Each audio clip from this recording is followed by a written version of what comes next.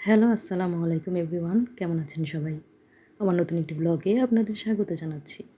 আজকে আমি আপনাদের তৈরি করে দেখাবো অত্যন্ত সুস্বাদু মজাদার টক মিষ্টি ঝাল ঝাল কুল বড়ইয়ের আচার। আশা করছি রেসিপিটি আপনাদের ভালো লাগবে। আমার রেসিপিটি কিভাবে তৈরি করলাম ঝটপট পুরো প্রসেসিংটা আপনাদের আজকে আমি শিখিয়ে দিচ্ছি। তো চলুন শুরু করা যাক আজকের রেসিপি।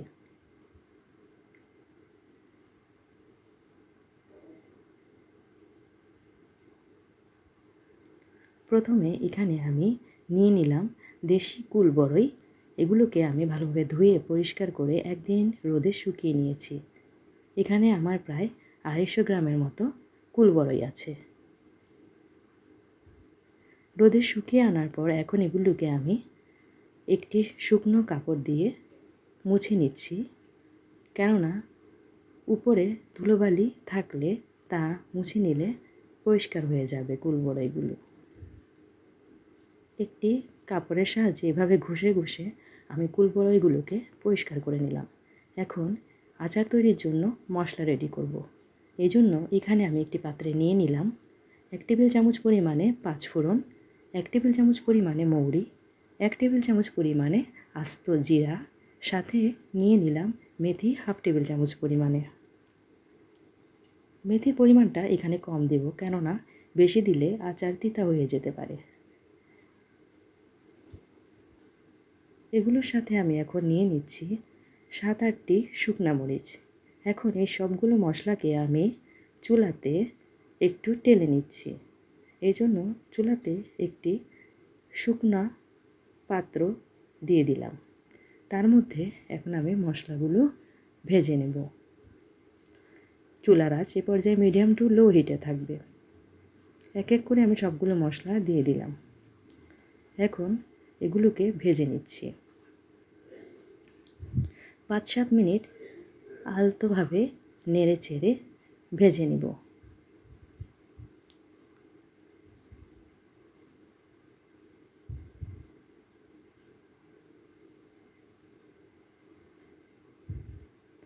দেখতেই পাচ্ছেন মশলার রং অলরেডি বদলে গেছে। এখন আমি চুলা থেকে নামিয়ে নিব। বেশি ভাজবো না, এতে মশলা তিতা হয়ে যেতে পারে।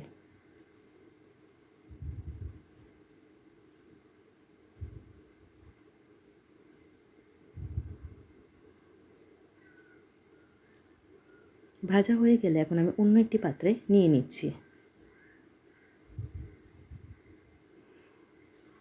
মশলাগুলো একটু ঠান্ডা করে নেব। গরম থাকা অবস্থায় আমি শুকনো মরিচের উপরের বোটাগুলো ভেঙে ফেলে দিচ্ছি। এখন একটু ঠান্ডা করার জন্য অপেক্ষা করছি। আমি অন্য একটি পাত্রে নিয়ে নিলাম আখের গুড়। কুল বড়ইয়ে আখের গুড় দিয়ে করলে অনেক সুস্বাদু এবং টেস্টি হয়। এখানে আমি আখের গুড়গুলোকে এখন ছোট ছোট টুকরো করে নিয়েছি। এখানে আমার প্রায় 2 কাপের মতো আখের গুড় হয়েছে। আখের গুড়ের গুলোকে এখন আমি চুলাতে জাল দিয়ে নিব। এই জন্য এখানে একটি পাত্রে আমি আখের গুড়গুলো দিয়ে দিলাম। সাথে দিয়ে দিচ্ছি 1/2 কাপ পরিমাণে পানি। চুলার আঁচ এ পর্যায়ে মিডিয়াম থাকবে। আখের গুড়গুলোকে আমি ভালোভাবে বলক তুলে নিব।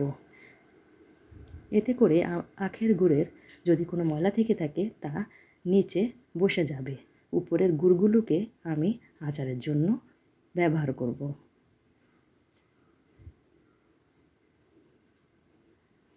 তিন চার বলক চলে আসলে গুড়ের মধ্যে এগুলো আমি চুলা থেকে নামিয়ে নিলাম। এখন আমি আগে থেকে টেলে রাখা মশলাগুলোকে গ্রাইন্ডারে দিয়ে গ্রাইন্ড করে নিচ্ছি। গ্রাইন্ড করা হয়ে গেছে। এখন আচার তৈরির জন্য সব কিছু রেডি। এখন চুলাতে আমি একটি পাত্র বসিয়ে দিলাম। তার মধ্যে দিয়ে দিলাম 1 টেবিল চামচ পরিমাণে সরিষার তেল। সরিষার তেলটাকে আমি কড়াইয়ের চারপাশে নেড়েচেড়ে লাগিয়ে দিচ্ছি। চুলার আঁচ এ পর্যায়ে মিডিয়াম থাকবে। আমি কুল বড়িগুলোকে একটু হাত দিয়ে চটকে ভেঙে দিচ্ছি। এতে করে আচারগুলোর মধ্যে মশলা খুব সহজে ঢুকে যাবে।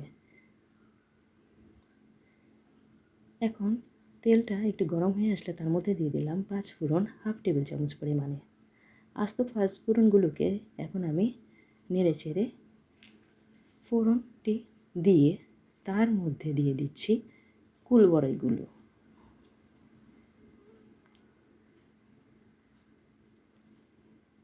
কুল বড়ইগুলো দেওয়ার পর এখন আমি তেলের সাথে নেড়ে চেড়ে কষিয়ে নেব 2-3 মিনিট।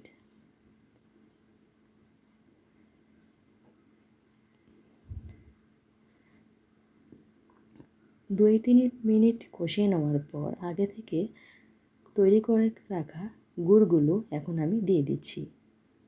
আখের গুড়গুলো দিয়ে দেওয়ার পর আমি এখন চুলাতে এগুলো জাল দিব আরও 2-3 মিনিট।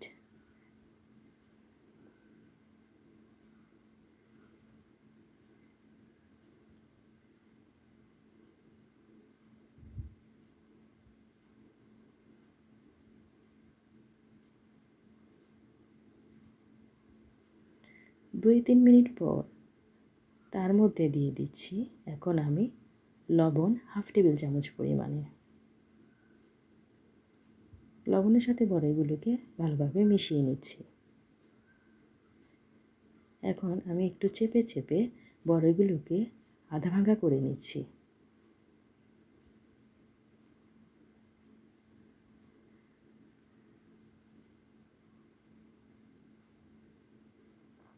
সাথে দিয়ে দিচ্ছি চিনি 1/2 কাপ পরিমাণে। মিষ্টিটা আপনাদের পছন্দ অনুযায়ী বাড়িয়ে অথবা কমিয়ে নিতে পারেন।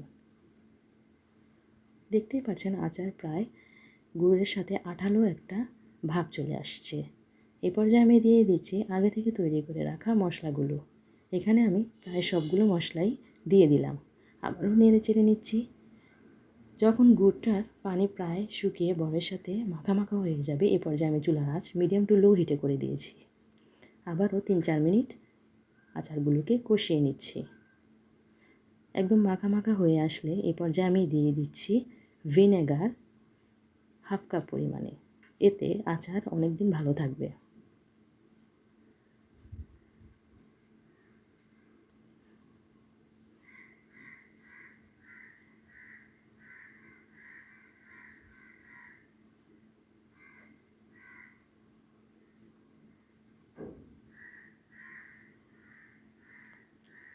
ভালোভাবে নেড়েচেড়ে আবারও মিশিয়ে নিচ্ছি।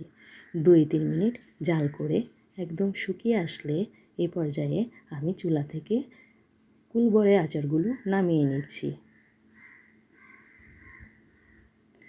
ব্যাস তৈরি হয়ে গেল আমার ঝটপট সুস্বাদু মজাদার কুলবড়ের আচার। আচারের সুঘ্রাণ একদম সারা বাড়িময় মৌ মৌ করছে। কত সহজেই তৈরি হয়ে গেল আমার কুলবড়ের আচার। খুব সুস্বাদু মজাদার এই আচারটি একবার হলেও বাসায় তৈরি করে খেয়ে দেখবেন, ভালো লাগবে আমি গ্যারান্টি দিয়ে বলতে পারছি। এবং চেটেপুটে সবাই খেয়ে নেবে, একটুকুও কিন্তু অবশিষ্ট থাকবে না। আমি উপর থেকে লাল মরিচের গুঁড়া, লবণ এবং টালা মশলার গুঁড়া একটু উপর থেকে ছিটিয়ে দিচ্ছি। এতে স্বাদ আরও দ্বিগুণ হবে। বড়ই সিজনে এই আচারটি একদম তৈরি করে খাওয়ার মতো একটি রেসিপি। তো কেমন লাগলো আমার আজকের রেসিপি? ভালো লাগলে আমার চ্যানেলটিকে সাবস্ক্রাইব করবেন, লাইক কমেন্ট শেয়ার দিতে ভুলবেন না। পরবর্তীতে হাজির হব নতুন কোনো রেসিপি নিয়ে। সে পর্যন্ত ভালো থাকবেন সবাই। আল্লাহ হাফেজ।